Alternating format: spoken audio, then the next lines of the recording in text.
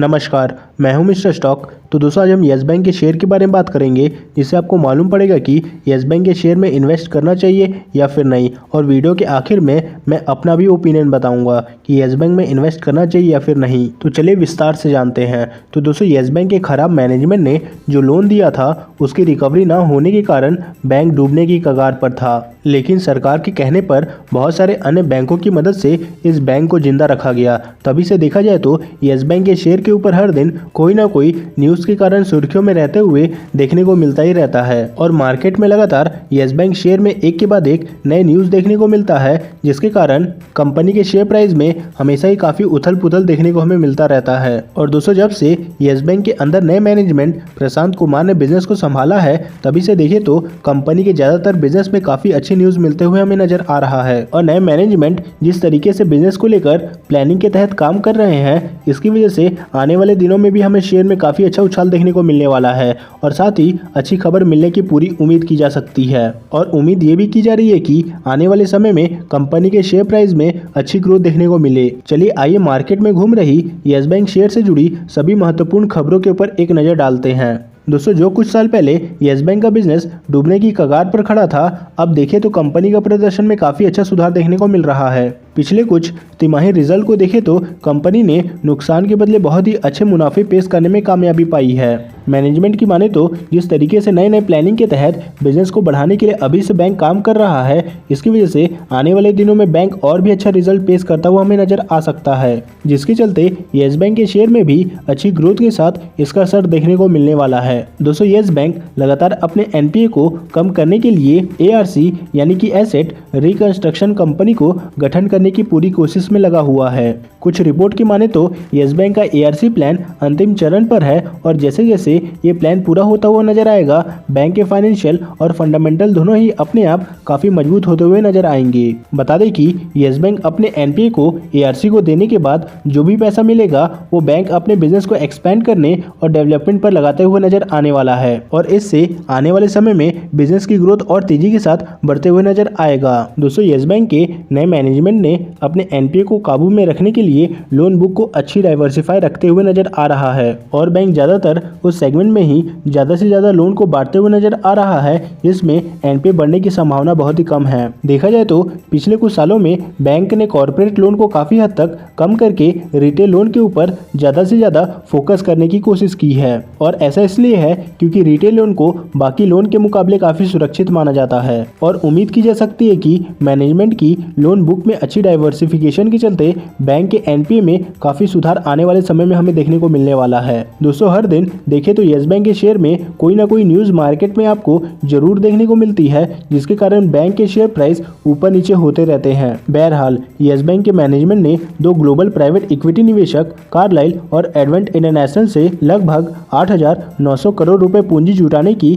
Bank ने घोषणा की है। हालांकि पूंजी जुटाने के लिए बैंक को शेयर होल्डर की मंजूरी और साथ ही रेगुलेटरी मंजूरी भी लेनी होती है, और इसका प्रोसेस बैंक बहुत ही जल्द शुरू करते हुए नजर आने वाला है। दोस्तों येस बैंक अपने एनपीए को कम करने के लिए जेसी फ्लावर के साथ मिलकर एआरसी को गठन करने के लिए बैंक तेजी से काम करता हुआ दिखाई दे रहा है। येस बैंक का प्लान जेसी फ्लावर की एआरसी में 20% हिस्सेदारी के लिए 350 करोड़ रुपए का निवेश करने की योजना है। प्रशांत कुमार का कहना है कि येस बैंक शुरू में कंपनी में 9.99% हिस्सेदारी खरीदेगा और आने वाले दिनों में इसे बढ़ाकर 20% कर देगा। और प्लान के मुताबिक एआरसी का एस्टेब्लिशमेंट होता है तो बैंक के ऊपर एनपीए की एक बड़ी बोझ कम होता हुआ नजर आने वाला है। बता दें कि येस बैंक की जेसी फ्लावर के साथ डील, जिसमें बैंक के 48,000 करोड़ की एनपीए कंपनी को 11,000 करोड़ रुपए में मिलने वाले हैं। मार्केट में खबर है कि ये डील आने वाले 60 से 65 दिनों के अंदर पूरा होने की उम्मीद है। अगर इतनी जल्दी इस डील का प्रोसेस पूरा होता हुआ नजर आए तो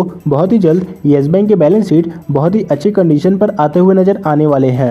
वहीं येस बैंक के ऊपर धीरे धीरे लोगों का भरोसा बढ़ता ही जा रहा है, जिसके चलते सीएसए रेशियो यानी कि current account saving account ratio, जहां लोग अपने पैसे को बैंक अकाउंट में रखते हैं, उसकी मात्रा हर दिन अच्छी तेजी के साथ बढ़ोतरी होते हुए नजर आ रही है। पिछले कुछ तिमाही रिजल्ट को देखें तो बैंक के सीएसए रेशियो में काफी अच्छी बढ़त देखने को मिली है। अगर इसी तरीके से सीएसए रेशियो में बढ़ोतरी होते हुए नजर आता है तो बैंक ज्यादा से ज्यादा लोगों को लोन बांटता हुआ नजर आने वाला है, और इससे बैंक को ज्यादा ब्याज ब्याज मिलने के साथ ही प्रॉफिट में भी बहुत ही अच्छी ग्रोथ देखने को मिलेगा। दोस्तों येस बैंक के मैनेजमेंट लगातार अपने बिजनेस को बेहतर बनाने के लिए हर दिन कोई ना कोई बिजनेस में अच्छे फैसले लेते हुए नजर आ रहे हैं और कुछ ऐसा ही फैसला येस बैंक के मैनेजमेंट ने लिया है। दरअसल येस बैंक तेजी से अपने बिजनेस को बेहतर बनाने के लिए बैंक लगातार government, corporate, education, financial institution और बहुत सारे फिनटेक कंपनियों के साथ पार्टनरशिप कर रहा है और हाल ही में येस बैंक ने ऐसे बहुत सारे कंपनियों के साथ पार्टनरशिप करते हुए नजर आया है, जिसके चलते बिजनेस में एक अच्छी ग्रोथ देखने को मिल रहा है। दोस्तों अलग अलग सेक्टर की कंपनियों के साथ मजबूत पार्टनरशिप होने के चलते तेजी से येस बैंक का बिजनेस आने वाले समय में अच्छी तेजी के साथ बिजनेस में बढ़ोतरी होने की पूरी उम्मीद नजर आ रही है। दोस्तों अपने कस्टमर को बेहतर सुविधा देने के लिए येस बैंक तेजी से अपने बिजनेस में अपडेटेड टेक्नोलॉजी लागू कर रहा है, जिसके चलते बैंक कस्टमर को ऑनलाइन अकाउंट खोलने, ऑनलाइन पेमेंट जैसी सुविधा देने में कामयाब होता दिख रहा है। मैनेजमेंट का पूरा भरोसा है कि अपने बैंकिंग सेवाओं में टेक्नोलॉजी को मजबूत बना के ज्यादा से ज्यादा कस्टमर को अपनी तरफ आकर्षित किया जाए, जिसमें बैंक कामयाब भी होता दिखाई दे रहा है। दोस्तों समय समय पर देखें तो येस बैंक अपने बिजनेस को बढ़ाने के लिए इक्विटी या फिर डेट की मदद से पैसे उठाने की कोशिश करता रहता है। हालांकि मैनेजमेंट ने अभी तक इस विषय के ऊपर कोई भी टिप्पणी नहीं की है। हालांकि आने वाले दिनों में कभी भी येस बैंक को अपने बिजनेस को बढ़ाने के लिए इन्वेस्टमेंट की जरूरत पड़ती है तो जरूर मार्केट से पैसे उठाते हुए नजर आ सकता है। दोस्तों येस बैंक के नए मैनेजमेंट ने